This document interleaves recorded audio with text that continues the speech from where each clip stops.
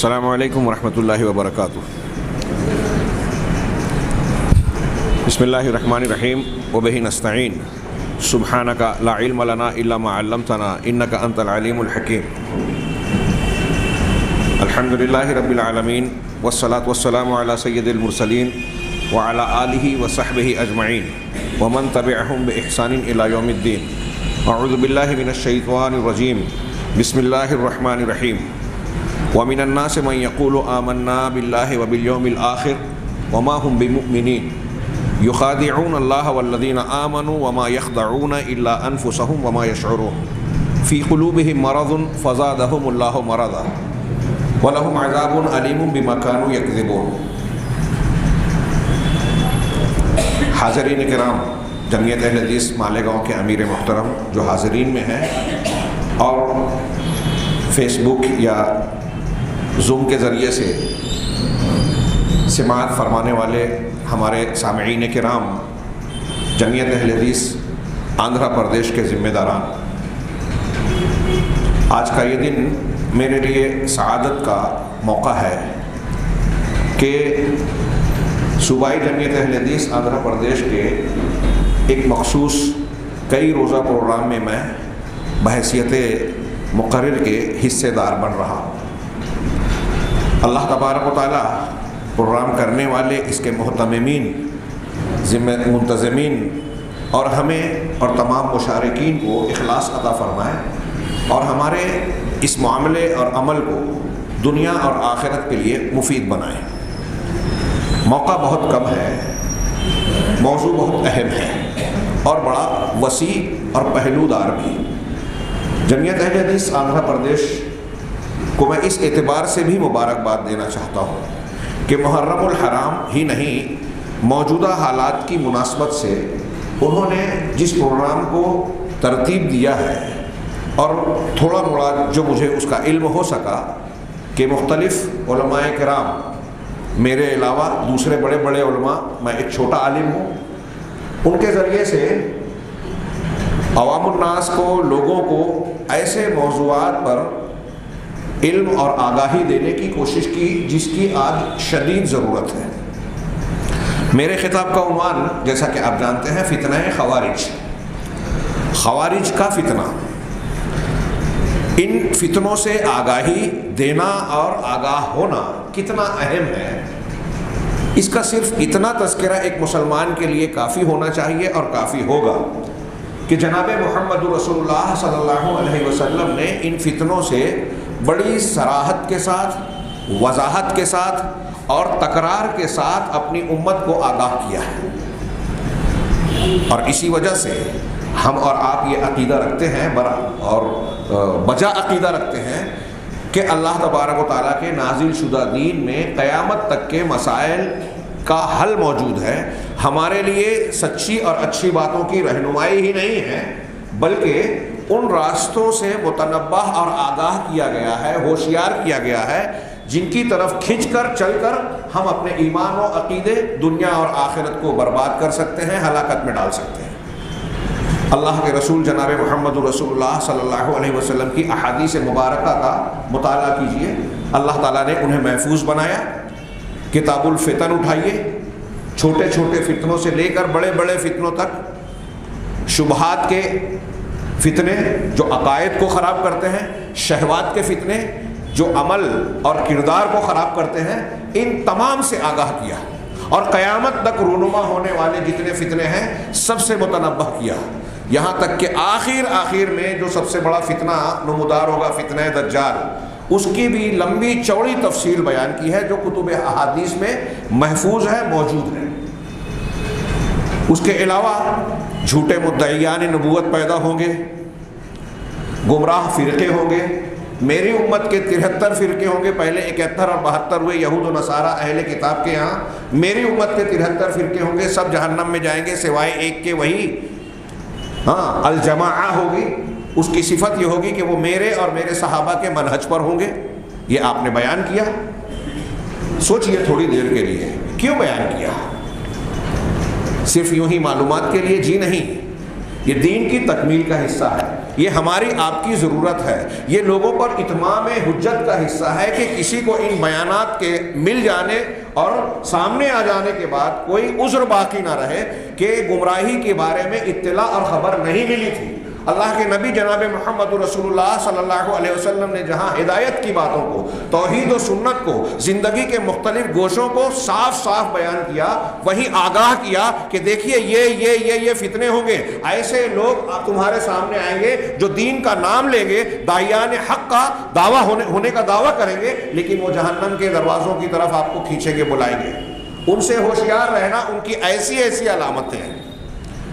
انہی میں سے ایک بہت بڑا فتنہ خارجیت کا فتنہ ہے، خوارج کا فتنہ ہے۔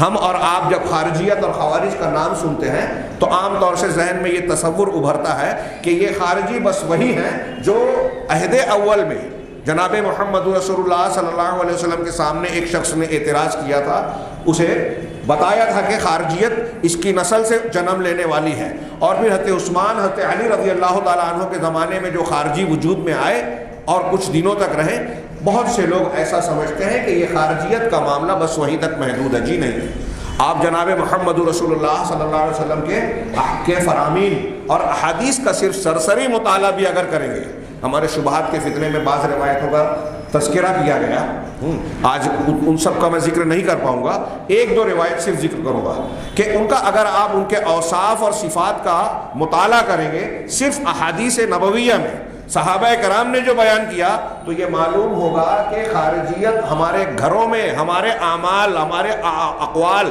ہمارے عقائد میں کہیں نہ کہیں داخل نظر آتی ہے۔ وہ خارجیت جو اعتقاد کی ہے وہ اسلام سے خارج کر دینے والی ہے، وہ خارجیت جو عمل میں، قول میں آتی ہے، وہ اگرچہ اسلام سے خارج نہیں کرتی لیکن عملی بدعت کا شکار بنا کے مسلمانوں میں اختلافات پیدا کرتی ہے، انتشار پیدا کرتی ہے، اسلامی اجتماعیت کے اندر وہ نقب لگا کر مسلمانوں کی جماعت کو کمزور کرتی ہے۔ اور اس اعتبار سے میں اپنا ذاتی طور سے علی وجہ البصیرہ، ہو سکتا ہے کہ کسی کو اختلاف ہو، یہ کہنے پر مجبور ہوں کہ آج خارجیت ہمارے گھر گھر میں ہے، کوئی محفوظ نہیں رہا۔ حکام کی، علماء کی مخالفت کرنا، آپس میں ایک دوسرے کی تنقید کرنا، دعات کے ٹانگ کھینچنا، دعوت کے کاموں میں رکاوٹ ڈالنا، ایک دوسرے کی مخالفت کر کے فتویٰ بازی کرنا، یہ چھوٹے پیمانے کی خارجیت تو گھر گھر ہے، شخصیت میں نظر آئے گی۔ اہل الحدیث بھی اس سے محفوظ نہیں ہے۔ اور اعتقادی خارجیت تحریکیت کی شکل میں آج پوری دنیا میں پھیلی ہوئی ہے، جو نہ صرف یہ کہ مسلمانوں کے جسم واحدہ، امت واحدہ کے جسم کو جگہ جگہ سے کمزور اور فرقوں میں تقسیم کرتی ہے، بلکہ فتوی بازی کے ذریعے سے ایک دوسرے کے خلاف ایسی نفرت میں مبتلا کرتی ہے کہ مسلمان کی جان و مال کو حلال سمجھتا ہے، قتل و غارت گری کو عام کرتا ہے، بم دھماکے کر رہا ہے، اور ایسی حرکتیں جو کسی مسلمان کے لیے، مسلمان کے حق میں، بلکہ دوسروں کے لیے بھی بعض حالات میں جائز نہیں ہے، اس کا ارتکاب کر کے اسلام اور مسلمانوں کی بدنامی کا باعث بنتا ہے، اسلام کے چہروں کو جو ہے بگاڑ رہا ہے۔ یہی وجہ ہے کہ نبی کریم صلی اللہ علیہ وسلم نے اس گروہ کو سب سے زیادہ بدترین مخلوق میں، خلیق اور خلیقہ میں سب سے زیادہ برا طبقہ قرار دیا۔ آئیے، وقت کم ہے، ہم یہ دیکھیں کہ یہ خارجی ہیں کون۔ چند اوصاف کا روایات اور سلف کے اقوال اور ان کی تعریف کی روشنی میں تذکرہ کریں۔ میں نے کہا بہت کم وقت ہے، اور پھر صرف ان صفات کی روشنی میں غور کریں، تاریخ میں کیا کیا نقصانات ہوئے اشارہ کر سکیں گے، اور آج ہمارے گرد پیش میں خارجیت کی مختلف شکلیں جو موجود ہے فتنے کی شکل میں، اس سے ہم کو اپنے آپ کو، اپنے نوجوانوں کو متنبہ کر کے ہوشیار رہنا اور بچانا ہے۔ یہ ضروری ہے، اس کے لیے ہمیں اس کی معرفت حاصل کرنا ہوگی۔ جناب محمد رسول اللہ صلی اللہ علیہ وسلم نے جو فتنے اور جو پریشانی اسلام اور مسلمانوں کے خلاف اٹھنے والی گمراہیاں بیان کی ہیں، اس کا سیکھنا جاننا بہت ضروری ہے۔ وہ شخص اسلام کی خدمت اور حفاظت کر ہی نہیں سکتا جو اسلام کے ساتھ ساتھ جاہلیت کو بھی نہ جانے۔ حضرت عمر فاروق کا اس سلسلے میں بڑا مشہور قول ہے، آپ نے بارہا سنا ہوگا۔ میں آتا ہوں موضوع سے متعلق براہ راست چند امور کو پیش کرتا ہوں۔ سب سے پہلے خوارج کی تعریف کے سلسلے میں امام بربہاری، ان کی مشہور کتاب عقیدے کی کتاب ہے شرح السنہ، اس میں وہ کہتے ہیں کہ ومن خرج على امام من ائمة المسلمین فهو خارجی وقد شق عصا المسلمین وخالف الآثار ومیتته میتۃ الجاہلیہ۔ یہ انہوں نے مختصر سی تعریف کی کہ جو شخص مسلمانوں کے ائمہ پر خروج کرے، ایسے مسلمان امام، سردار، یا یہاں مراد وہ ہے کہ جو خلیفۃ المسلمین ہو، حاکم ہو، جس کے پاس قوت نافذہ ہو، اس کی مخالفت کرنا۔ آج کی شکل میں ہمارے یہاں کہتے ہیں کہ دنیا میں کوئی نہیں ہے، جدید دور کے خارجی یہ کہنے کی کوشش کرتے ہیں، حالانکہ جہاں کوئی مسلم حکومت ہے، اور خاص طور سے جیسے سعودی عرب، وہاں صاف اعلان ہے کہ اس ملک کا دستور قرآن و سنت ہے، اور ظاہر میں حتی الامکان ہمیں اس کی تنفیذ نظر بھی آتی ہے۔ لہٰذا وہاں کی حکومت ایک معنی میں کچھ اعتراض ہو سکتا ہے، اسلامی حکومت ہے۔ ہمارے یہاں بعض تحریکی ایران میں صرف تھوڑا سا اعلان ہو گیا خمینی کے آنے کے بعد کہ حدود شرعیہ کا نفاذ ہوگا، خوب ڈھنڈورا پیٹا حکومت اسلامیہ ایرانی حکومت کبھی اسلامی حکومت رہی نہیں اور ہو بھی نہیں سکتی۔ موجودہ جو عقائد کے حاملین وہاں قابض ہیں، اگر وہ نافذ بھی ہو جائیں، قائم بھی ہو جائیں، تو یہ نہیں ہوگا کہ اس وقت تو جب رافضیت کا ہم تعارف کریں گے تو پتہ چلے گا کہ رافضیت اسلام کی مخالف تحریک کا نتیجہ ہے، اور یہ خارجیت کے سکے کا دوسرا رخ ہی ہے، شیعیت۔ اور تکفیر میں سب سے اول قدم، بعض علماء کہتے ہیں کہ سب سے زیادہ کافر قرار دے، مسلمانوں کو گناہ کی وجہ سے کافر قرار دینے میں سب سے آگے خارجیت ہے۔ بعض علماء کہتے ہیں کہ ان سے بھی آگے رافضی ہیں، جنہوں نے صحابہ میں سے 3-4 کے علاوہ کسی کو نہیں چھوڑا، سب کو مرتد و کافر قرار دے دیا۔ ہمارے سامنے کچھ اقتباسات ہیں، لیکن شاید وہ پیش نہ کر سکوں وقت کی قلت کی وجہ سے۔ یہ امام بربہاری نے تعریف کی کہ ائمہ مسلمین، مسلمانوں کے اماموں کے مخالفت کے خلاف جو خروج کرے وہ خارجی ہے۔ اب یہ اعلیٰ پیمانے پہ یہ ہوگا، باقاعدہ جو بغاوت کرتا ہے وہ خروج ایک معنی رکھتا ہے۔ چھوٹے پیمانے پہ اگر مسلمانوں کی کوئی جماعت ہے، گروہ ہے، علماء، ائمہ، جماعت کے ذمہ داران کوئی کام کر رہے ہیں، ایسا کام جس سے منہجی طور پر آپ متفق ہیں، لیکن اگر کوئی جزوی اختلاف ہوتا ہے تو آپ ان کو کمزور کرنے کے لیے، جیسا کہ آج ہمارے یہاں سیاسی مزاج، جمہوری مزاج، کل کے درس میں شبہات کے فتنے میں میں نے کہا کہ یہ جو خارجیت کا مزاج ہے اس کو جمہوری مزاج سے کافی تقویت ملی ہے کہ ہر کس و ناقص اپنی رائے کو تھوپنا چاہتا ہے۔ امام علماء کی رائے کو کوئی اہمیت دیے بغیر، ان کی باتوں کی تفصیلات کو جانے بغیر، اپنی بات کو ہر اچھے برے چھوٹے بڑے معاملے میں جو ہے رائے پیش کر کے تھوپنے کی کوشش کرتا ہے، اور بغیر کسی گہرے غور و فکر اور بصیرت کے ہر معاملے میں تنقید کرتا ہے۔ یہ جمہوری مزاج، آزادی رائے کے نام پہ جو ایک آوارگی پھیلائی گئی ہے، اس نے اسلام اور مسلمانوں کے اسلامی دائرے میں خارجی فکر کو تقویت پہنچائی ہے، اس کو فروغ دیا ہے۔ چنانچہ چھوٹے پیمانوں پہ آپ دیکھیے کہ ہمارے سماج اور معاشرے میں ہر معاملے میں کوئی بھی جماعت کا اتفاق، متحدہ مشارکت کے ذریعے سے فیصلہ ہو، ہمارے درمیان سے کچھ نہ کچھ لوگ تنقید کرنے والے، مخالفت کرنے والے، علماء کے بارے میں الٹی سیدھی باتیں کرنے والے، ذمہ داران جمعیت کے بارے میں باتیں کرنے والے، جمعیت کو تفریق میں بانٹنے والے آپ کو قدم قدم پر ملیں گے، ملانے والے شاذ و نادر، اور کچھ قدم چل کے بیٹھ جائیں گے۔ یہ میں ایسا مانتا ہوں کہ ایک مظہر ہے چھوٹے پیمانے پہ، عقیدہ نہ صحیح، چھوٹے پیمانے پہ یہ خارجیت ہے۔ ابھی ہم تھوڑی سی وضاحت آگے کریں گے۔ دوسرے امام کہہ رہے ہیں کہ وقت شک کا، اس شخص نے جو ائمہ مسلمین کی مخالفت کر رہا ہے اور مسلمانوں کی لاٹھی کو اکٹھا ہو جانے کے بعد اس میں جو ہے اس کو پھاڑ رہا ہے، یعنی جماعت کے اندر تفریق ڈال رہا ہے، تو اس کی موت جاہلیت کی موت ہوگی۔ اہل جاہلیت کے یہاں اتحاد و اتفاق، اجتماعیت کا تصور نہیں تھا، امام کو امام ماننے کا مزاج نہیں تھا، ہر شخص آزادانہ ہوتا تھا، اپنی رائے کا پیروکار، خواہشات کا کی پیروی کرنے والا۔ تو خارجی بھی اسی مزاج کا ہوتا ہے۔ یہ امام بربہاری نے ایک تعریف کی۔ امام آجری صاحب الشریعہ، ان کی کتاب ہے الشریعہ، عقیدے کی کتاب، وہ تعریف کرتے ہیں کہ والخوارج هم الشراط الانجاس الارجاس، کہ خارجی الشراط ہیں، جو پلید اور گندے لوگ ہیں، عقیدے کے اعتبار سے گندے اور پلید ہیں۔ میں نے اس سے پہلے کل کے درس میں بتایا تھا کہ یہ شراط اپنے آپ کو بیچنے والا کہتے ہیں کہ ہم نے اپنی جانوں کو اللہ سے جنت کے بدلے میں سودا کر لیا ہے، جیسا کہ قرآن میں مومنین کی صفت بتائی گئی، اس لیے ان کا ایک نام الشراط بھی ہے۔ وما كان من على مذهب سائر الخواجج يتوارثون هذا المذهب قديما وحديثا، اور جو لوگ ان تمام خوارج کے مذہب پر ہیں، پرانے، ایک دوسرے سے اس فکر اور عقیدے کے وارث بن رہے ہیں قدیماً و حدیثاً، پرانے زمانے میں اور آج کے زمانے میں۔ یہ عمرا اور ائمہ کے خلاف خروج کرتے ہیں اور مسلمانوں کے قتل کرنے کو جائز اور حلال سمجھتے ہیں۔ یہ ہے خوارج۔ مسلمانوں کی جان و مال کو جو حلال سمجھے وہ خوارج ہوں گے۔ آج ایسے کتنے طبقات پائے جاتے ہیں، ہم جانیں گے۔ اب ہمارے یہاں لوگ برا مان جاتے ہیں کہ فلاں کا نام کیوں لیا، ان سے اختلاف کیوں کیا، ورنہ آپ دیکھیں گے میرے سامنے ایک لمبی چوڑے اقتباسات ہیں شیخ ابراہیم الرحیلی کی کتاب کا۔ اس میں انہوں نے موجودہ دور میں جو تکفیر عمومی سطح پر پائی گئی، جس کے نتیجے میں نوجوان پاگل سے ہو گئے، جنونی ہو گئے، اور پھر کہیں بم دھماکہ کر رہے ہیں، کہیں جنگ و جدال کی ٹریننگ لے رہے ہیں، اور پھر ان کو استعمال کیا، اور استعمال کرنے والے آپ گہرائی میں جائیں گے تو پتہ چلے گا کہ وہی لوگ ہیں جو اسلام اور مسلمانوں کو منظم طریقے سے بدنام کرنا چاہتے ہیں۔ یہود اور نصارہ بذات خود عالمی سطح پر چلنے والے دہشت گردی کے کھیل میں پیچھے نظر آئیں گے، اور ان کے سب سے بہترین اعلی کار مسلمانوں کے درمیان پائے جانے والے یہ تحریکی اور وہ نوجوان جو دین اور علم کم رکھتے ہیں، علماء سے تعلق ان کا کم ہے، اور وہ اپنے آپ کو دین کی تبلیغ کا اور دین کے قیام کا ٹھیکیدار بتاتے ہیں۔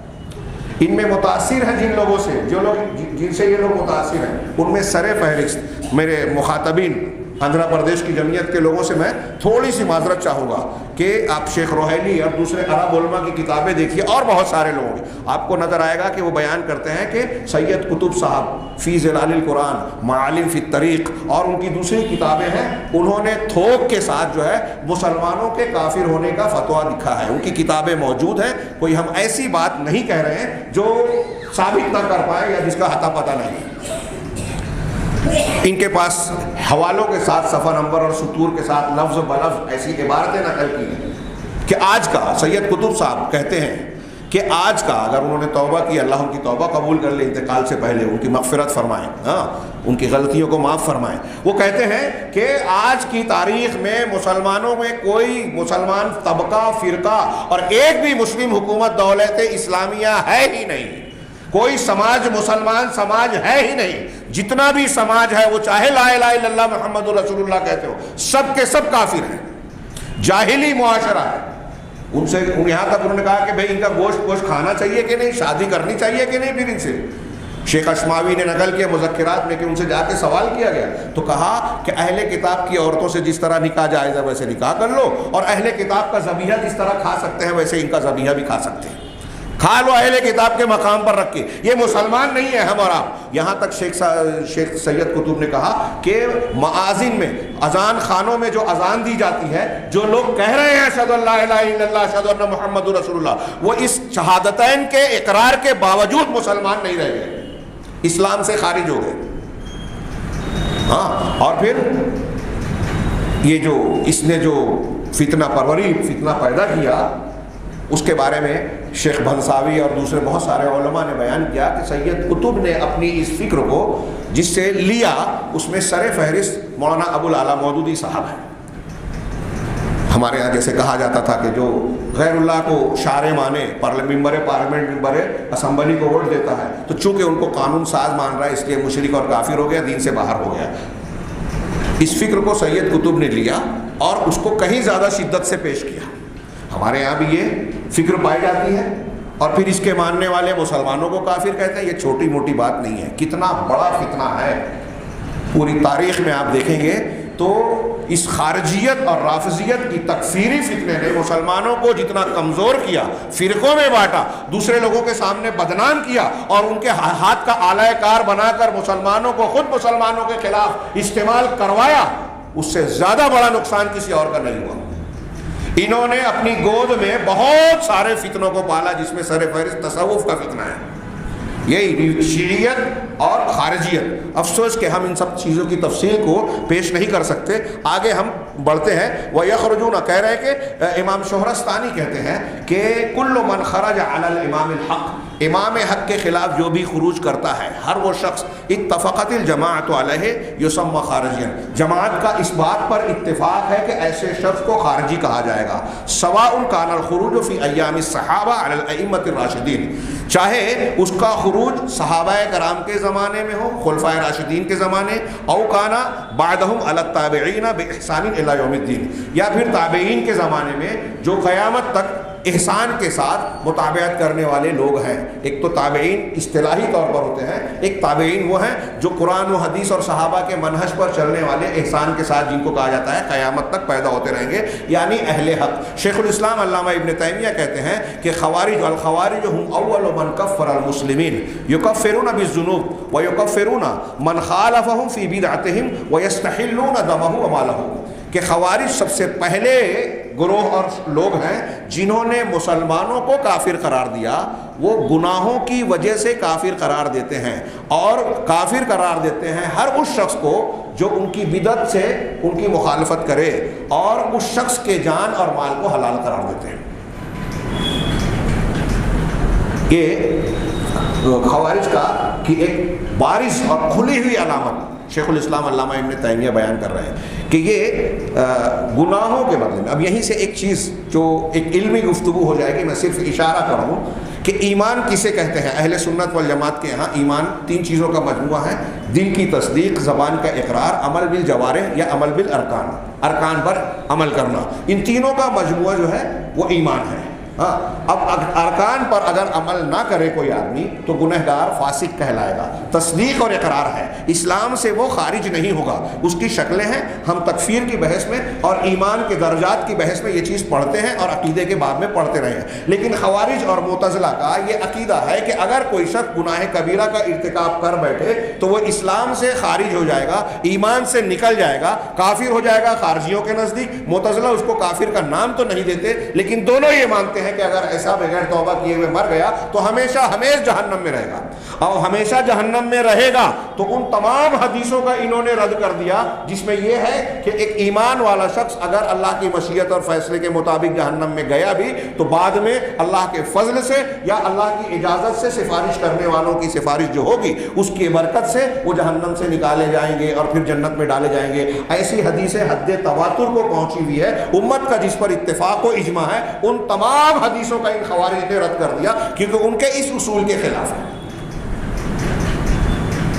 ان کے اس اصول کے خلاف ہے کہ جو شخص کبیرہ گناہ کا ارتکاب کرے گا وہ اسلام سے خارج ہو جائے گا۔ علامہ ابن تیمیہ ہی کی ایک دوسری عبارت ہے کہ وہ کہتے ہیں کہ وَهُمْ أَوَّلُ مَنْ كَفَّرَ أَهْلَ الْقِبْلَةِ بِالذُّنُوبِ، یہ سب سے پہلے لوگ ہیں جنہوں نے گناہوں کے پاداش میں، گناہوں کے ارتکاب پر اہل قبلہ کو کافر قرار دیا۔ بل بما يرونه من الذنوب، بلکہ جس چیز کو وہ گناہ سمجھتے ہیں، بعض ایسی چیزیں بھی ہیں جو گناہ نہیں ہیں لیکن ان کی نظر میں گناہ ہیں۔ وَاسْتَحَلُّوا دِمَاءَ أَهْلِ الْقِبْلَةِ بِذَلِكَ، اور اسی کی بنیاد پر انہوں نے اہل قبلہ کے خون کو جائز کر لیا، حلال بنا لیا۔ علامہ ابن عبد البر فرماتے ہیں، یہ ایک کتاب ہے اردو زبان میں، اکثر خوارج پہ آج کل بہت ساری کتابیں اہل عرب اور عرب علماء کی آ گئی، یہ اردو زبان میں عربی کتاب کا ڈاکٹر محمد غیث کی کتاب ہے جس کو صوبائی جمعیت اہل حدیث ممبئی نے ترجمہ کر کے چھپوایا ہے۔ ہاں، خوارج کے اور ان کے اوصاف، گھر گھر اسے مطالعہ کرنا چاہیے، خاص طور سے نوجوانوں کو۔ اسی میں کا ایک اقتباس علامہ ابن عبد البر کا ایک قول مجھے جامع لگا، اس لیے میں نے سوچا کہ اسے پیش کیا جائے۔ وہ کہتے ہیں کہ خوارج وہ لوگ ہیں جنہوں نے کتاب اللہ کی تعویل کر کے مسلمانوں کے خون کو حلال کیا۔ یہاں ایک جملہ دیکھیے کہ قرآن اللہ کی کتاب کی تعویل کرتے ہیں۔ ابھی ہم حدیث جانیں گے، بہت بیسیوں حدیث میں رسول اللہ صلی اللہ علیہ وسلم نے ان کا تذکرہ کرتے ہوئے یہ ضرور کہا کہ قرآن پڑھیں گے لیکن حلق کے نیچے، حلق کے آگے نہیں بڑھے گا۔ قرآن پڑھیں گے، قرآن کی تعویل کریں گے۔ تعویل کیسی کریں گے؟ غلط تعویل۔ اس لیے اہل علم کو، عوام کو اور نوجوانوں کو اس بات سے آگاہ رہنا چاہیے کہ ہر شخص اگر قرآن پڑھ دے ہوئے، حدیث کو پیش کر دے ہوئے تو اس کا استدلال صحیح ہو ایسا ضروری نہیں ہے۔ آگے ہم اس کو کچھ جانیں گے۔ انہوں نے کہا کہ انہوں نے مسلمانوں کے خون کو حلال کیا، انہیں گناہوں کے سبب کافر قرار دیا، گناہوں کے سبب کافر قرار دیا، اور ان کے خلاف تلوار اٹھائی، ان کی جماعت کی مخالفت کر کے، مسلمانوں کی اجتماعی فیصلے کی مخالفت کر کے حائضہ عورت پر نماز کو واجب قرار دیا۔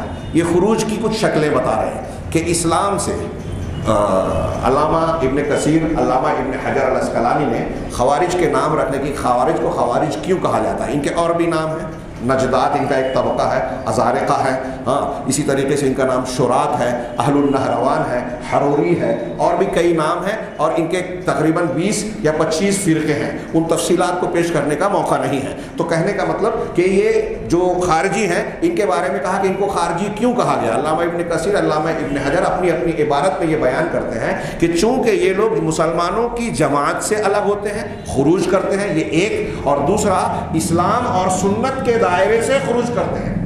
دو باتیں دھیان رکھیے، دین اسلام اور اس کے احکامات سے خروج، تو اس کے خروج کی کچھ مثالیں دے رہے ہیں علامہ ابن عبد البر رحمہ اللہ، اور جماعت سے خروج، کہا کہ یہ جماعت کی مخالفت کر کے حائضہ عورت پر نماز کو واجب قرار دیا۔ ان کے نزدیک شادی شدہ زانی پر رجم نہیں ہے۔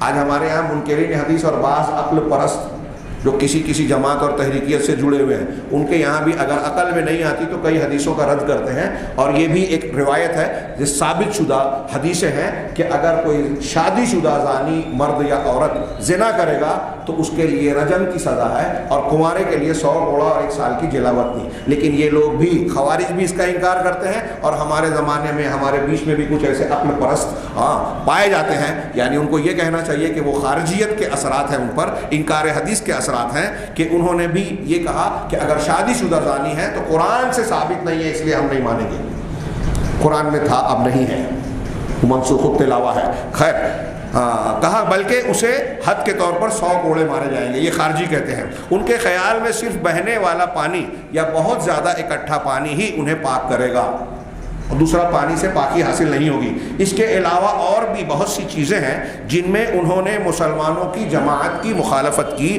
اس طرح دین میں انہوں نے نئی نئی چیزیں پیدا کر کے دین سے اس طرح نکل گئے جیسے تیر شکار کو چھید کر اس سے پار کر جاتا ہے۔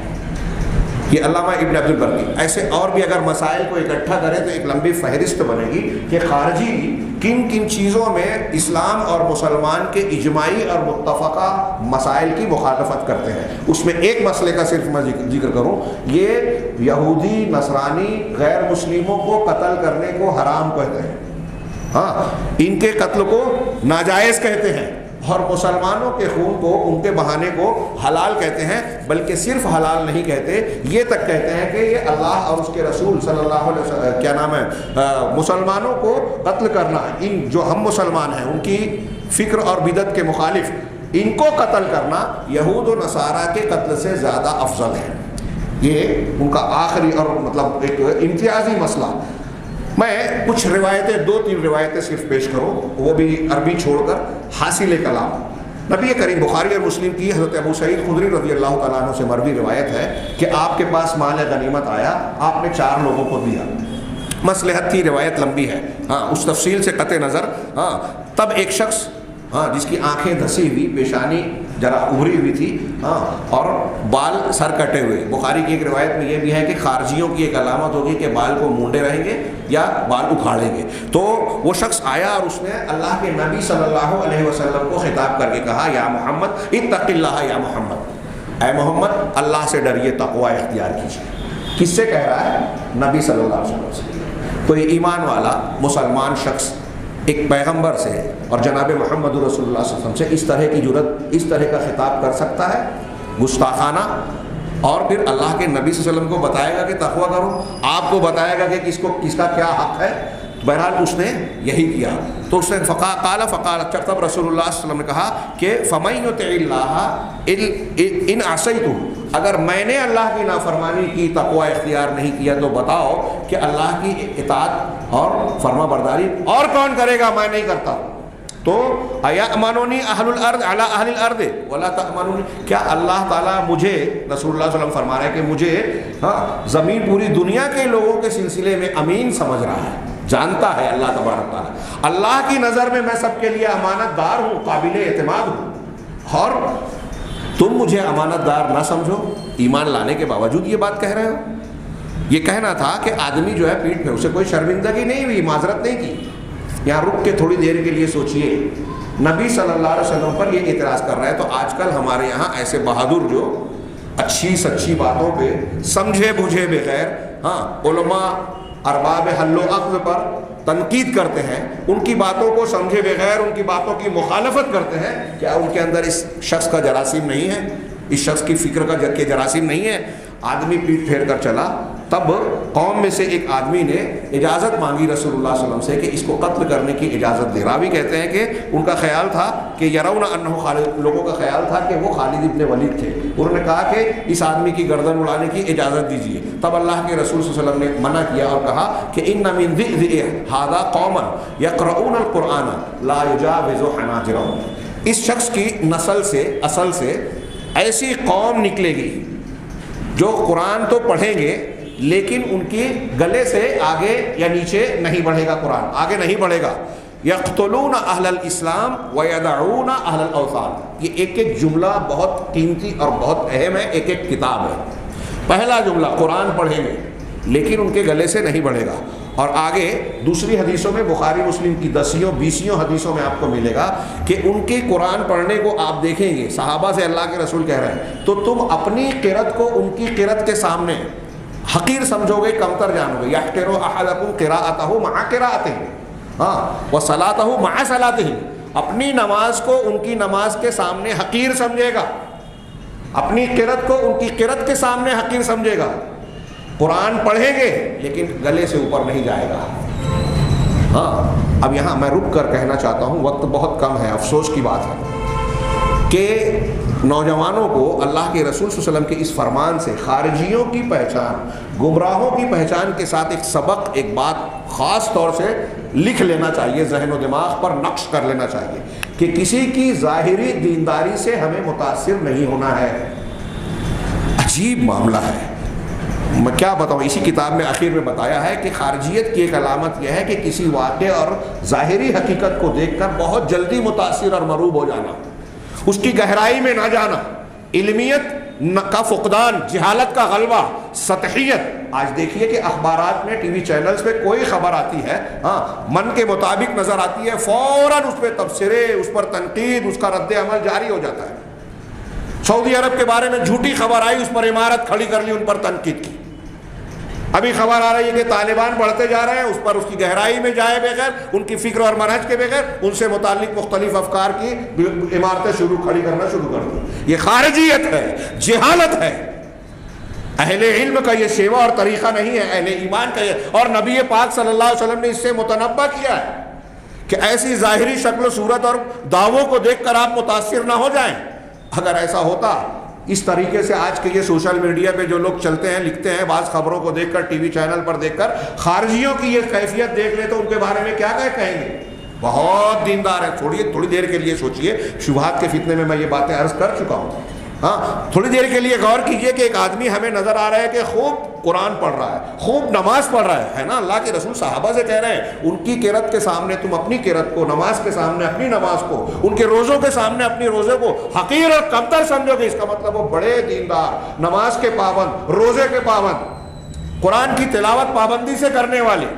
یہ بری بات تو نہیں ہے، لیکن صرف یہ عمل کسی کے صحیح اور قابل اتباع ہونے کے لیے کافی نہیں ہے. نوجوان حضرات، آج ہمارے یہاں ایک شخص، الٹا سیدھا آدمی، رافضیوں کا ایجنٹ، میں کھل کر کہتا ہوں، جیسے وہ مرزا پاکستان کا، ہمارے ہندوستان میں وہ سلمان ندوی صاحب، صحابہ کرام پہ تنقید کرتے ہیں.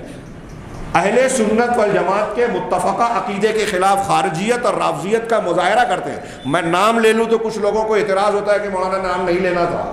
ہو سکتا ہے ہمارے سامعین میں کچھ لوگ کہیں، اور وہ نام لے کر حضرت امیر معاویہ، حضرت عمرو بن عاص، صحابہ کرام کو تنقید کا نشانہ بنائے، جن کی روایت پر، جن کے اوپر ہمارے دین کی بنیاد کھڑی ہے. یہ صحابہ ہمارے قرآن کے، حدیث کے، پورے دین کے راوی ہیں. امام ابو زرع رازی کہتے ہیں کہ تم دیکھو کہ جو شخص صحابہ کو ہدف تنقید بنا رہا ہے، طعن و تشنیع کا مقام نشانہ بنا رہا ہے، تو جان جاؤ کہ وہ ملحد ہے، زندیق ہے، تمہارا اور تمہارے دین کا دشمن ہے. کیونکہ پورا دین ہم کو صحابہ کرام سے ہی پہنچا ہے. اور اللہ تبارک و تعالیٰ جو علیم و خبیر ہے، ہر چیز کا سے واقف ہے، اس نے اپنی کتاب میں ان کی رضامندی کا مظاہرہ فرمایا ہے. اللہ جانتا تھا کہ ان سے بھی بشری خطائیں ہوگی. غلطیاں سرزد ہوگی، ان غلطیوں کے باوجود اللہ نے کہا کہ اللہ ان سے راضی ہوا۔ تو جن سے اللہ راضی ہے ان سے ہم راضی نہ ہوں، یہ رافضی راضی نہیں ہے۔ ابوبکر صدیق، عمر فاروق، عثمان غنی، ان سب کو کافر اور ان کے ماننے والوں کو کافر، اور یہ خارجی جتنے بھی حضرت علی اور حضرت امیر معاویہ نے تحکیم کا مسئلہ جب اختیار کیا تو یہ کہتے ہیں کہ جن لوگوں نے حکم بنایا، صفین کے موقع پر صلح کرنے کے لیے حکم ادھر سے اور ادھر سے ایک بنایا گیا تھا، دونوں نے حکم بنایا، تو جن لوگوں نے حکم بنایا، جو حکم بنے وہ دونوں صحابی حضرت ابو موسیٰ اشعری، عمرو بن عاص رضی اللہ عنہما، اور جو لوگ اس پر راضی ہوئے، یہ خارجی کہتے ہیں کہ وہ سب کافر، تھوک سے انہوں نے کفر کا فتویٰ۔ اب تھوڑی دیر کے لیے سوچئے کہ یہ خارجیت اور رافضیت کی بنیاد پر اگر ان کی بات کو مان لیں، ان سے ہم جو ہے میل جول اور ان کے تعلق سے نرم گوشہ رکھیں، تو جب صحابہ کرام ہی مسلمان نہیں بچے تو ہمارا رب کا اسلام کہاں رہا؟ آپ قرآن کہاں سے مانیں گے؟ وہی راویان ہیں صحابہ کرام، حدیثیں کنہوں نے روایت کی، دین کس سے سیکھا، آگے کہاں سے بڑھا؟ اس بنیاد پر ہی ضرب لگا دی ان یہود و نصارہ کے ایجنٹوں نے۔ اسلام میں سب سے پہلے یہ خارجی پیدا ہوئے اور پھر ان کی کوکھ سے جنم لیا رافضیوں نے، اور رافضی دراصل عبداللہ بن سبا یہودی کی پروان چڑھنے والے تھے۔ ابھی ہم ان علامتوں پر غور کریں، انہی تناظر میں دیکھیں گے کس طرح یہ پروان چڑھے پیدا ہوئے۔ صرف 5 منٹ بچا ہے، اس میں کیا کیا سمیٹوں میری سمجھ میں نہیں آتا۔ یہ صرف حدیث کے الفاظ پر غور کیجیے اور پوری تاریخ میں غور کیجیے کہ لا یجاوز حناجرہم، قرآن ان کے گلے سے آگے نہیں بڑھے گا۔ وَيَقْتُلُونَ أَهْلَ الْإِسْلَامِ، یہ خارجیوں کی ایک علامت بتائی گئی کہ اہل اسلام کو قتل کریں گے، وَيَدَعُونَ أَهْلَ الْأَوْثَانِ، اور اہل اوثان بت پرستوں کو چھوڑ دیں گے۔ ہمارے بیچ میں آج آپ غور کریں، ایسے بیسیوں لوگ ہمارے اندر ملیں گے۔ قتل اور قتال والا سسٹم آج نہیں ہے، قتل بڑھ رہا ہے الگ بات ہے، لیکن آپ کو نظر آئے گا کہ منکرین حدیث، قادیانی، رافضی اور دوسرے اسلام کو نقصان پہنچانے والوں کی جو تحریکیں آج ہمارے طرف چل رہی ہیں اور گھیرے ہوئے ہیں، شبہات اور شہوات کے فتنوں کی مسلمانوں پر یلغار ہے۔ گھروں میں داخل ہو کر ہماری خواتین، ہماری بچیوں تک کو نشانہ بنا رہے ہیں، رو رہے ہیں نا ہم کہ وہ دین سے دور ہیں، غیر مسلموں سے شادی کر رہی ہیں، اس دین بدل رہی ہیں۔ یہ سب کیا یوں ہی ہو رہا ہے؟ آنکھیں بند کر کے ہم مسائل سے آنکھیں بند کر لیں تو مسائل ختم ہو جائیں گے؟ یہ ساری سازشیں ہیں، منصوبے ہیں کفر کے، اور اس میں خارجیت کے جراثیم اپنا کام کر رہے ہیں کہ کوئی کسی کی سننے کو تیار ہی نہیں ہے۔ تو یہ جو اثرات ہمیں ارد گرد میں نظر آ رہے ہیں، یہ آپ دیکھیں گے کہ ان چیزوں سے بہت سے لوگ بے فکر ہیں، ان کو اس کی فکر نہیں ہے۔ انا پر جہاں ٹھیس پہنچی ہے کہ فلاں عالم میرے خلاف ہے تو اس کا درس روکا جائے، اس کی تقریر روکی جائے، اس کی غیبت کی جائے، اس کی چغلی کی جائے، اس کی شخصیت کو، اس کے خاندان کو بدنام کیا جائے۔ آپس کے جھگڑے کے لیے ہمارے پاس وقت ہے، غیبت کرنے کے لیے بہت وقت ہے، اور لوگوں کو روکنے کے لیے ہمارے پاس صلاحیتیں ہیں، طاقت ہے، لیکن دین کا دفاع کرنے کے لیے نہیں ہے۔ ہم اور آپ باتیں کر کے اس کو ہم ٹال دے، یا میں جو یہ باتیں کہہ رہا ہوں کوئی یہ کہہ دے کہ مولانا فلاں کے خلاف بول رہے ہیں، جی نہیں صاحب، ایک عمومی مسئلہ پورے عالم اسلام میں یہ درد سر ہے کہ ہمارے لیے جو اصلی خطرہ ہے ہم نے اس سے آنکھیں بند کر رکھی ہے، اور آپس میں ہم لڑنے کے لیے بہت وقت رکھتے ہیں۔ یہ اس بات کی دلیل ہے کہ دین کے تعلق سے ہمارے اندر جذبہ عذبہ ہے نہیں، اخلاص ہے نہیں، جو ہے دکھاوا ہے۔ اگر اخلاص ہوتا تو چھوٹے موٹے آپس کے جھگڑوں کو ہم نظر انداز کرتے، جیسے صحابہ کرام نے تھا کہ ٹھیک ہے یہ ہوتا رہتا ہے، مسلمان بھائی ہے، ان کی غلطیوں کو ہم نظر انداز کر سکتے ہیں، لیکن خطرہ جو اصل ہے، اسلام اور مسلمان کے دشمن ہیں، ان کو نظر انداز نہیں کیا جا سکتا۔ تو میں اس کو ایسا مانتا ہوں کہ ہمارے گھروں میں خارجیت کے یہ اثرات ہیں۔ اب یہ اگر اعتقاد اور مسلمانوں کو کافر سمجھنے، ان کے قتل کرنے تک یہ مرحلے تک پہنچ جائے تو یہ کفر ہوگا۔ اللہ کے رسول صلی اللہ علیہ وسلم نے جو آگے فرمایا کہ وہ یمرقون من الاسلام کما یمرق السهم من الرمیہ، یہ اسلام سے ایسے نکل جائیں گے جیسے تیر جو ہے نشانے کو، شکار کو چھید کر باہر نکل جاتا ہے۔ آگے کی دوسری حدیث ہے جس کو ہم نہیں پیش کر سکتے، اس طریقے سے تیر چھید کر نکلتا ہے کہ اس پر شکار کے کوئی خون ان کی کا چھیٹا یا نشانہ بھی نہیں رہ جاتا۔ ایسے ہی یہ لوگ مسلمان ہو کر اسلام میں تو آئے، لیکن اسلام سے ایسے نکل گئے کہ ان پر کوئی بھی اسلام کا نشان باقی نہیں رہے گا۔ ایسے یہ خارجی ہوں گے۔ اب یہ جو انہوں نے پہلا والا جملہ بیان کیا کہ یہ اہل اسلام کو قتل کریں گے اور اہل اوثان کو چھوڑ دیں گے، ایک جملہ اللہ کے نبی صلی اللہ علیہ وسلم نے فرمایا، اور خارجیت اور رافضیت میں دونوں کو جوڑ کر کہہ رہا ہوں، اور محرم الحرام کی اس مناسبت سے بہت اہم موضوع تھا یہ، لیکن وقت بہت کم ہو سکتا ہے کہ اس کے کچھ پہلو دوسرے علماء کرام کو دیے گئے ہوں۔ آپ غور کیجئے کہ پوری تاریخ میں، اب میں اگر بیان کرنا چاہوں حضرت عثمان غنی رضی اللہ کے نبی صلی اللہ علیہ وسلم پر اعتراض کیا اس شخص نے، خارجیت کے ایک فکر کی گویا کا بیج پڑ چکا تھا۔ عبداللہ بن سبا وغیرہ آئے، حضرت عثمان غنی رضی اللہ تعالیٰ عنہ کے زمانے میں حضرت عمر سے زیادہ اسلام کا جو ہے زمین کا نقشہ جو پھیلا، دنیا کے اندر فتوحات حاصل ہوئی، 12 سال آپ خلیفہ رہے، ذو النورین آپ تھے، آپ کے فضائل اور جنتی ہونا، عشرہ مبشرہ میں سے ہونا ہم سب جانتے ہیں۔ ہاں، لیکن یہ سبائی ٹولہ جس نے ایک طرف بعد میں خارجیت کی بنیاد ڈالی اور یہ رافضیت کی، لیکن پہلے انہوں نے خارجی طریقہ اختیار کیا۔ دونوں میں نے کہا ایک ہی سکے کے دو رخ ہیں۔ انہوں نے لوگوں میں یہ پھیلایا کہ ارے یہ عثمان غنی، انہوں نے بہت پیسہ اکٹھا کر رکھا، ان کے پاس بڑا مال ہے، غلط طریقے سے اکٹھا رکھا۔ اب ہمارے یہاں ہے نا کہ کسی کی سن کر تحقیق نہیں کرتے، گہرائی میں نہیں جاتے، ہاں بھائی بہت پیسے والے ہیں، تو اب ان کے ساتھ ہوتے گئے۔ ہمارے یہاں بھی لوگ آ کے کوئی کان میں کسی عالم کے خلاف، کسی دین کا کام کرنے والے کے خلاف کوئی بات بولتا ہے، ہم اس کے پیچھے بھاگنے لگتے ہیں، اس بات کو پھیلانے لگتے ہیں۔ یہ ہے خارجیت۔ حضرت عثمان غنی کے خلاف پورے عالم اسلام میں انہوں نے پھیلایا۔ تفصیل کا موقع ہو یا آپ کتاب پڑھ سکیں تو آپ یہ جانیں گے کہ حضرت عثمان غنی رضی اللہ تعالیٰ عنہ نے اس فتنے کو روکنے کی بڑی کوششیں کی، میٹنگیں بیٹھائی، افراد کو متعین کیا، ہاں صحابہ کرام میں کئی لوگوں کو متعین کیا کہ جا کے ان کو سمجھایا بجھایا جائے، اس شہر سے اس شہر بھیجا گیا کچھ لوگوں کو، لیکن یہ اپنے کارکردگی سے باز نہیں آئے۔ پھر انہوں نے منصوبہ بنایا کہ ہم سب جو ہے ایسے ایسے لوگ ہیں، ان کی مخالفت کرنا ہے تو اب کھل کے کریں گے تو دقت ہوگی، حاجیوں کی شکل میں ہم حج کرنے جائیں، ہاں مکہ اور پھر مکہ سے مدینہ، اور وہاں اپنے معاملات کو جو ہے یہ انجام دے دیں۔ حاجیوں کی شکل میں گئے اور اس موقع پر بہت سارے صحابہ مدینہ سے حج کے لیے مکہ آئے ہوئے تھے اور انہوں نے مدینہ میں اپنی جو ہے کارگزاری کی، کچھ لوگوں کو جھوٹے خطوط دیے اور لوگوں کو گمراہ کرنے کے لیے۔ دیکھیے آج کل جو کر رہے ہیں نا، ہمارے یہاں لوگ بہت چالاک سمجھتے ہیں اپنے آپ کو، جھوٹے خطوط، جھوٹی تحریر، اس کے نام کی تحریر کہ انہوں نے ایسا کیا تھا، اخبار میں دیا، سوشل میڈیا پہ دیا، تو انہوں نے بھی کیا کیا کہ ایک خط حضرت عثمان غنی کے نام اور مہر کے ساتھ میں کچھ لوگوں کو دیا کہ جا کے وہاں پہنچاؤ، اور کچھ دور جانے کے بعد ان سے کہا کہ پہلے خط کھول کے تو دیکھو۔ خط کھول کر جب دیکھا تو پتہ یہ چلا کہ اس میں یہ لکھا ہوا ہے کہ یہ جو خط لانے والے ہیں ان کو قتل کر دینا۔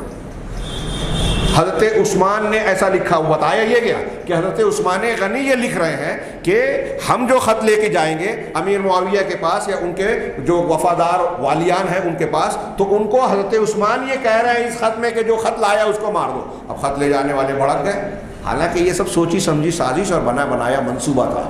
اس طریقے سے بھڑکایا گیا، حضرت عثمان غنی کو گھیرا گیا اور مدینہ کی حرمت کو پامال کر کے مسلمانوں کو قتل کیا گیا۔ حضرت عثمان غنی نے اپنے ماننے والوں کو شدت سے منع کیا کہ کوئی تلوار نہیں اٹھائے گا، اللہ کے اس نبی کے اس مدینہ کی حرمت کو پامال نہیں کرے گا۔ لہذا صحابہ کرام اور آپ کے موافقین خاموش رہے۔ بالآخر حضرت عثمان غنی کو انتہائی مظلومانہ شہید کیا گیا، جس کا کوئی نوحہ و ماتم اور تذکرہ نہیں لوگ کرتے۔ کربلا کے شہید سے زیادہ مظلومانہ شہادت حضرت عثمان غنی رضی اللہ تعالیٰ عنہ کی تھی۔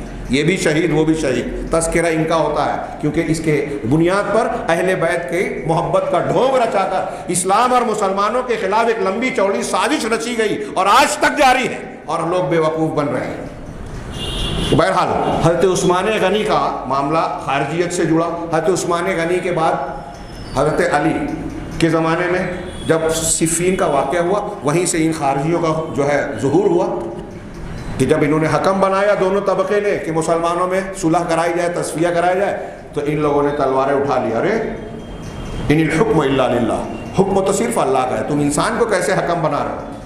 حضرت علی رضی اللہ تعالیٰ عنہ نے ان کے جملے کو سن کر یہ کہا تھا، کلمۃ حق ارید بہا الباطل، یہ بات سچی ہے، قرآن کی آیت کا ٹکڑا ہے، حکم صرف اللہ کا، لیکن یہاں جو اس کا مقصد ہے باطل مراد لینا ہے۔ ایسے ہی آج کے زمانے میں جتنے تحریکی وَمَن لَّمْ يَحْكُم بِمَا أَنزَلَ اللَّهُ فَأُولَٰئِكَ هُمُ الْكَافِرُونَ، آگے موقع نہیں ہے، وقت پورا ہو چکا ہے، اس لیے میں یہی کہہ رہا ہوں کہ جو یہ کہتے ہیں کہ جو اللہ کے نازل شدہ حکم کے مطابق فیصلہ نہ کرے وہ کافر ہے، اور اس بنیاد پر آج کی تاریخ میں یہ جو تحریکی ہیں، وہ اخوانی ہو یا کوئی اور ہو، سروری ہو، ہاں ڈاکٹر اسرار صاحب ہوں یا دوسرے لوگ جن سے لوگ متاثر ہو کے بڑا لائک کرتے ہیں کہ ان لوگوں نے اپنے قوانین بنا رکھے ہیں، یہود و نصارہ کے قوانین میں سے کچھ چیزوں کا استعمال کیا، لہٰذا جتنے حکام مسلمان حکام ہیں سب کے سب کافر ہیں، جتنے ان کے موافق علماء اور کبار مشائخ ہیں وہ سب کے سب اسلام سے خارج ہیں، سارے مسلمان جو ان کے موافقین ہیں وہ سب بھی دین سے باہر ہو گئے۔ یہ سب جاہلی معاشرہ ہے، اب اس کے نتیجے میں جب سب کافر ہیں تو ان کے جان مال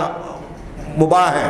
ہاں حضرت عثمان غنی کے بعد حضرت علی، پھر حضرت علی سے یہ الگ ہوئے. ایک صحابی کے بیٹے حضرت عبداللہ بن خباب بن ارد کو قتل کیا، ان کے گھر جا کے ان کے بچے کو قتل کیا، ان کی ام ولد لونڈی کو قتل کیا، ان کا مال چھین لیا. حضرت علی نے خوب بہا اور ان کا قصاص لینے کا ارادہ کیا تو ان خارجیوں نے کہا کہ ہم سب نے قتل کیا. چنانچہ حضرت علی نے ان کے خلاف لشکر کشی کی، نہروان کی جنگ ہوئی اور پھر ان کا لمبا چوڑا قتل ہوا. ان کو جب دیکھا گیا تو حضرت علی نے کہا کہ اس میں ڈھونڈو کہ کوئی دستدیہ تو ہے یا نہیں. اس کے سینے پر جو ہے وہ ابھرا ہوا گوشت، ہاتھ کے بازو پر، وہ روایت کا حصہ ہے، موقع نہیں ہے. تو جب دیکھا گیا تو وہ آدمی ملا جس کو اللہ کے رسول صلی اللہ علیہ وسلم نے فرمایا تھا کہ اس شخص کو جو قتل کرے گا وہ مسلمانوں کے گروہ میں جب اختلاف ہوگا تو اختلاف کے وقت یہ خارجی نمودار ہوں گے اور یہ اس وقت ان کے اندر ایسا آدمی ہوگا اس کو وہ گروہ قتل کرے گا جو حق سے زیادہ قریب ہوگا. اس پر حضرت علی نے جب اس شخص کو دیکھا تو سجدہ شکر ادا کیا، سجدے میں گر پڑے کہ شکر ہے کہ اللہ کے رسول صلی اللہ علیہ وسلم جو پیشین گوئی تھی اس کو ہم نے قتل کیا. یہ ایسا شخص دیکھیں نبی کریم صلی اللہ علیہ وسلم کی بات سچی ہوئی اور آپ کی یہ نبوت کی دلیل ہے کہ آپ کی پیشین گوئیاں درست ثابت ہوئی. تو میں یہ عرض کر رہا تھا حضرت عثمان حضرت علی کا زمانہ، پھر واقعہ کربلا ہوا، اس سے پہلے اس کے بعد جو ہے مدینہ میں جو ہے واقعہ حرہ. اب یہ ایک بڑا اختلافی موضوع بن گیا. واقعہ کربلا پر جمعرات کو لمبا چوڑا خطاب انشاءاللہ ہوگا. واقعہ حرہ مدینہ کے لوگوں نے حضرت یزید کے ہاتھ پر بیعت کی مدینہ سے جا کر، اور واپس آنے کے بعد وہ بیعت توڑ دی. تب یزید نے ابن عقبہ، مسلم ابن عقبہ کیا نام تھا، ان کو ان کی سرکردگی میں لشکر بھیجا. یہ بغاوت تھی. اب یہاں کچھ لوگ اس سے بھی استدلال کرتے ہیں. میرے سامنے جو کتاب ہے اس میں بحث کی گئی، اگر کوئی اچھے لوگوں نے کہیں غلطی کی ہے، خارجیت والا عمل اختیار کیا ہے، تو اس کو دلیل بنا کر ہم پیش نہیں کر سکتے. اس کی 4 وجوہات بیان کی ہیں. پہلی بات تو یہ کہ اللہ کے رسول قرآن اور حدیث کی اتباع ہم پر فرض ہے. اگر اس کے خلاف کوئی بڑے سے بڑا آدمی بھی کوئی قول عمل اختیار کرے تو وہ ہمارے لیے دلیل نہیں ہے. دوسری بات یہ کہ ان لوگوں میں سے کئی لوگوں نے جو ایسی حرکتیں کی توبہ کر لی. تیسری بات یہ کہ جب بھی ایسی کوئی حرکت اچھے لوگوں نے غلطی سے کر لی تو ان میں سے آپ کو دیکھیں گے کہ دوسرے کچھ لوگوں نے روکا. اہل مدینہ نے جب مخالفت کی بیعت توڑی تو حضرت نعمان بن بشیر رضی اللہ تعالیٰ عنہ، حضرت عبداللہ بن عمر رضی اللہ تعالیٰ عنہما، ان لوگوں نے جا کر ان کو براہ راست سمجھایا، اللہ کے رسول اللہ کی حدیثیں یاد دلائی اور بتایا کہ ایک مرتبہ بیعت کر لینے کے بعد اس کی مخالفت کرنا یہ اہل ایمان کا شیوا اور طریقہ نہیں ہے، یہ غدر ہے. اور اللہ کے رسول صلی اللہ علیہ وسلم نے اس کی سخت وعیدیں بیان فرمائی ہے. تو مخالفتیں بھی کی گئی اور بھی اس قسم کی اور بھی کئی دلیلیں دی گئی. پھر اس کے بعد آپ تاریخ میں دیکھیں گے کہ ابن اشعث کا ایک فتنہ آیا، ابن محلب کا ایک فتنہ آیا، یزید ابن محلب. ان میں سے ایک ایک فتنے میں مسلمانوں کی تلوار سے خود مسلمان ابن اشعث فتوحات کر رہے تھے، یہود و نصارہ کی سرحد پر پہنچ گئے تھے. لیکن وہاں حجاج بن یوسف کا ایک خط ملا اور اس پر ناراض ہو کے آپس میں مشورہ کیا. جواب میں خط بھیجا، کیا ہے وہ حجاج بن یوسف نے جب سخت خط لکھا، سردی کے موسم میں انہوں نے روکنے کی درخواست کی، اس پر انہوں نے سخت خط لکھا تو حجاج کے باغی بن گئے. اور جو ولید عبد الملک بن مروان خلیفہ تھا اس کے اور اس کی بیعت کو توڑ کر مسلمان علاقوں پر قتل عام کرتے ہوئے لوٹ گئے. تو اہل علم نے لکھا کہ اب تک جو غیر مسلموں کو قتل کر کے وہاں اسلام پھیلانے جا رہے تھے، اب وہاں سے رک کر ان سے مصالحت کر لی غیر مسلم بادشاہ سے کہ آپ ہمارا ساتھ دیں، ہم حجاج کی اینٹ سے اینٹ بجائیں گے، اور پھر مسلمانوں کا قتل شروع کر دیا. ان کی عزتیں لوٹی، مال لوٹا، قتل عام کیا. یہ خارجیت کا نقصان ہے اور یہ ایک دو نہیں، پوری تاریخ میں ایسے بیسیوں واقعات. اور پھر اہل کتاب اس میں بیان کیا گیا کہ جدید دور میں اگر آپ دیکھیں تو مصر میں، الجزائر میں، اور مختلف ملکوں میں یہ خارجیت کی مختلف شکلیں سر اٹھاتی رہی اور ان تمام معاملات میں اہل علم ان کو سمجھاتے رہے. خارجیت کے جو اوصاف بیان کیا ہے علماء نے وقت زیادہ ہو چکا ہے، میں صرف ایک ایک جملہ کہہ سکتا ہوں جبکہ وہ تفصیل طلب باتیں ہیں کہ یہ لوگ، ان لوگوں کے درمیان آپ کو اہل علم علماء کم ملیں گے. یہ دوسری بخاری مسلم کی ایک حدیث میں ہے کہ سیخرج فی آخر زمان، آخر زمانے میں کچھ ایسے لوگ نکلیں گے، ہم قوم احداث الاسنان، کم عمر لوگ ہوں گے، نوجوان کم عمر، سفہاء الاحلام، بے وقوف اور کم عقل ہوں گے، ان کے اندر بصیرت نہیں ہوگی. یقولون من قول خیر البریہ، بڑی چکنی چپڑی اور لوگوں میں بڑی اچھی بات کریں گے، تقریر بڑی اچھی کریں گے، زبان و بیان بہت زوردار ہوگی. آپ تقریر سن کے متاثر ہو جائیں. یہ میں یہی کہتا ہوں کہ دیکھیے ان چیزوں سے متاثر نہیں، ان کو لائک نہیں کرنا ہے موبائل پر، ویب سائٹس پر۔ اللہ کے رسول نے فرمایا کہ یہ قرآن پڑھیں گے لیکن ان کے حلق سے آگے نہیں بڑھے گا، دین سے اس طرح نکلیں گے جیسے تیر شکار سے نکلتا ہے۔ جب تم ان سے ملو فَإِذَا لَقِيتُمُوهُمْ فَاقْتُلُوهُمْ فَإِنَّ فِي قَتْلِهِمْ أَجْرًا، ان سے ملو تو ان کا قتل کرنا، اس لیے کہ ان کے قتل کرنے میں اجر ہے۔ اب یہ ہم اور آپ موجودہ ماحول میں نہیں کر سکتے، اس کے لیے جو شرائط ہیں جہاد کی، مخالفت کی، قتل اور قتال کی، اس کی ان شرائط کے ساتھ میں یہ کیا جائے گا، قیامت کے دن اس کا اجر ملے گا۔ ان کو لائک نہیں کرنا ہے کہ ہمارے نوجوان ان کو، جن کو قتل کرنا چاہیے، اللہ کے رسول کہہ رہے ہیں کہ ان کی مخالفت کرنا چاہیے، ان سے بچنا چاہیے۔ ہمارا نوجوان ان کو لائک کر رہا ہے، ان کی تقریریں سن رہا ہے، اور ان کی تقریروں کو سن کر علماء کو، مسلمانوں کے بزرگوں اور بڑوں کو جو ہے نشانہ تنقید بناتے ہیں، مخالفتیں کرتے ہیں۔ تو یہ کہہ رہے ہیں کہ یہ احداث الاسنان صفحاء الاعلام، ان روایتوں سے اور دوسری روایتوں سے یہ ثابت ہوتا ہے کہ ان کے اندر اہل علم کی کمی ہے۔ حضرت ابن عباس رضی اللہ تعالیٰ عنہ جب ان کے مناظرے کے لیے گئے، یہ 12,000 تھے قریب، ہاں حضرت علی نے بھیجا تھا، تو ان سے ان کے 3 اعتراضات تھے، تینوں کا جواب حضرت ابن عباس نے دیا۔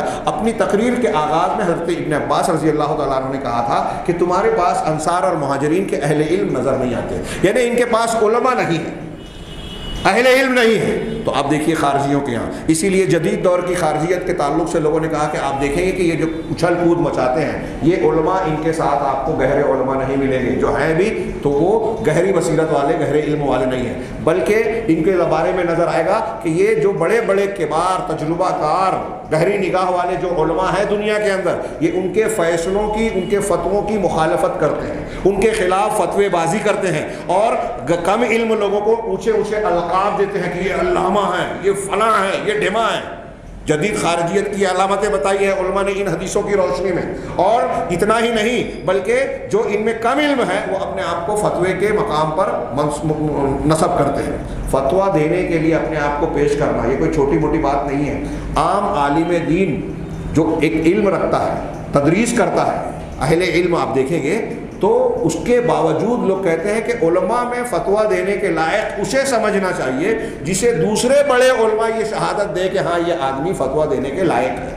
صرف یہ کہہ دینا کہ وہ بہت اچھا استاذ ہے، وہ بہت اچھا لکھتا ہے، وہ بہت اچھی تقریر کر دیتا ہے، یہ فتویٰ دینے کے لیے کافی نہیں ہے۔